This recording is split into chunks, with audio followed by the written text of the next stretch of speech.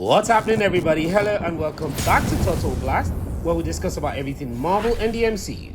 At D23, the trailer for both Ant-Man and the Wasp: QUANTUMANIA and Loki Season 2 was released, and afterwards, Kevin Feige confirmed that the two movies will connect the entire multiverse together. Today, we'll be breaking down these videos together, while we're also explaining how we think this movie will connect. In Ant-Man and the Wasp: QUANTUMANIA trailer, we see an appearance by Kang the Conqueror. The plot for Ant-Man and the Wasp: QUANTUMANIA will eventually set up Avengers Kang Dynasty. We will be giving out a brand new PlayStation 5 to a lucky subscriber. More on how to win at the end of this video. If this is your first time, please subscribe and enable the post notification so you don't miss out on subsequent videos. Let's begin with Ant-Man and the Wasp: QUANTUMANIA trailer. The first footage of Ant-Man and the Wasp: QUANTUMANIA debuted at San Diego Comic-Con. This new trailer that was released at D23 is an extended version. Now, the trailer opens with Scott, Hope, and Cassie on a road trip listening to the audiobook of Scott's new autobiography. The autobiography is titled, "Look Out for the Little Guy." Here, Scott recounts the moment Hawk aged him into a baby.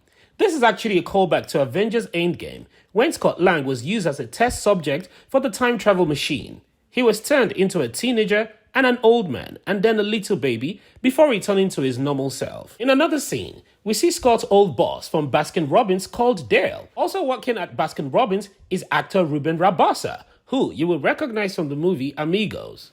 Here, Cassie says she's been working on a secret science project with Hank and Hope. She tells Scott that when you were all gone for 5 years, I started reading Grandpa Hank's old journal and I really got into the quantum realm. If you remember, Ant-Man was trapped in the quantum realm when Janet, Hank, and Hope Van Dyne were erased by the snap. This is a callback to the post-credit scenes from Ant-Man and the Wasp.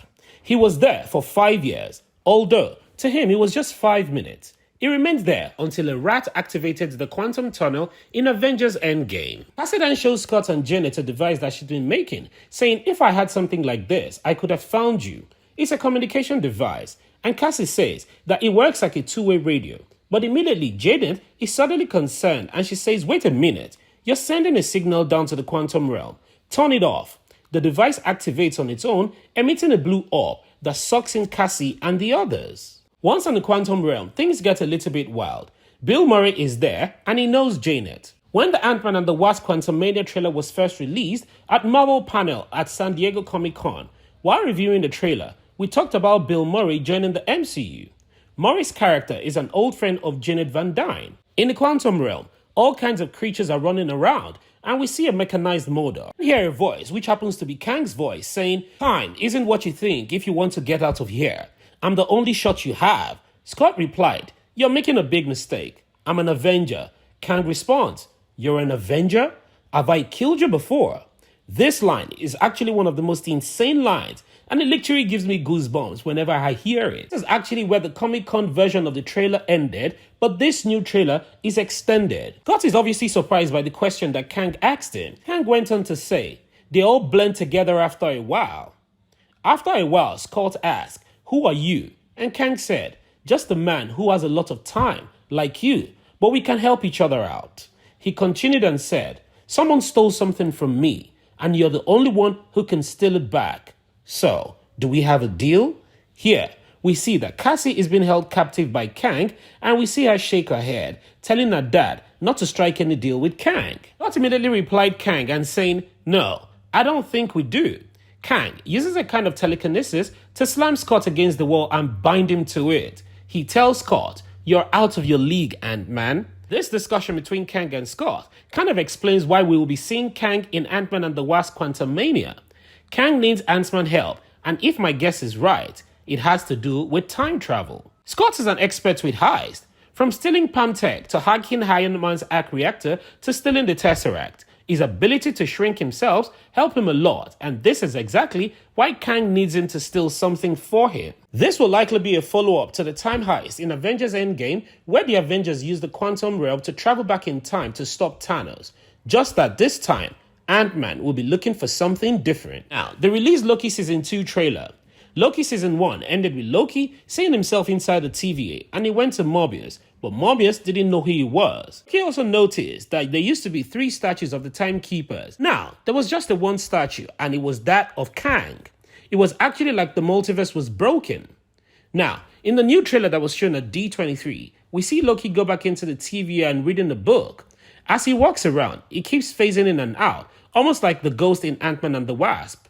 We see that he gets ripped through time, as if someone was pulling him through different timelines. This could actually be the doings of Kang the Conqueror, because he is the only one that has the ability to pull someone through different timelines. We hear him explain to someone that he's seen some terrible and awful things in his time during time travel. We see him use a staff to chisel the wall of the TVA, revealing the big brass face of Kang the Conqueror.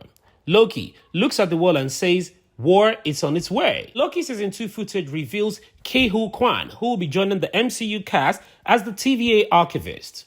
You will recognize him as a star in Everything Everywhere All at Once movie. We got a scene that looks like the premiere of an Hollywood movie. We see Sylvie listening to records in a music shop. We were shown a scene of Loki and Mobius in an old vintage tuxedo costume. In this scene, it looks like they were looking for somebody, but we're not sure. We then see Loki falling through the middle of the TVA building. I think this was when he was phasing through time earlier. In the final scene, we see Loki and Mobius sitting across a lunch table from each other, just like we saw in Season 1. Here, Loki says to Mobius, "I don't want you to think that I'm the bad guy." And Mobius replied, "Who said you are?"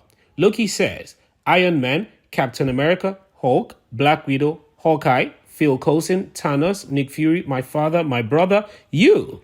Mobius looked at him and said, this was pretty much how the footage ended. This last scene is quite funny because Loki telling Mobius he doesn't want people to think he's the bad guy is really self-contradictory. Loki is quite known for his cunning and selfish nature. He literally betrayed everyone that he has come in contact with. I mean, Loki is the god of mischief. Now, this footage is really interesting, although it didn't reveal much, but it kind of shows that the TVA we saw in Season 1 is completely different from this one. Back in Season 1, when He Who Remained died, the whole multiverse was shattered. There could be more than one TVA now because nobody in this TVA knows who he is. Loki told them that war is coming. He was trying to warn them about Kang the Conqueror. They are all probably unaware of what happened to the multiverse. Since the multiverse is now broken, they are now dealing with a bunch of different timelines.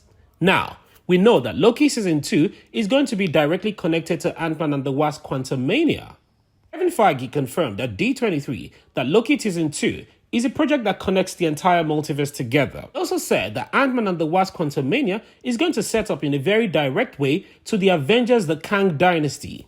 So, Loki Season 2 and Ant-Man and the Wasp QUANTUMANIA are going to be extremely important projects leading into the Kang Dynasty and Secret Wars. The question is, what exactly is the connection between Loki Season 2 and Ant-Man and the Wasp QUANTUMANIA? Now, in Ant-Man and the Wasp QUANTUMANIA, Kang wants Scott to help him steal something. I think whatever it is that he needs help with is quite important to him, and it's not something that he can do all by himself.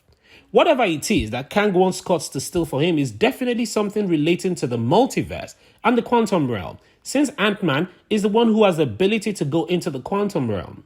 Loki told the people that war is coming, and of course, the war has something to do with Kang. Whatever it is that Kang wants Scott to steal for him is definitely something that he would use for evil.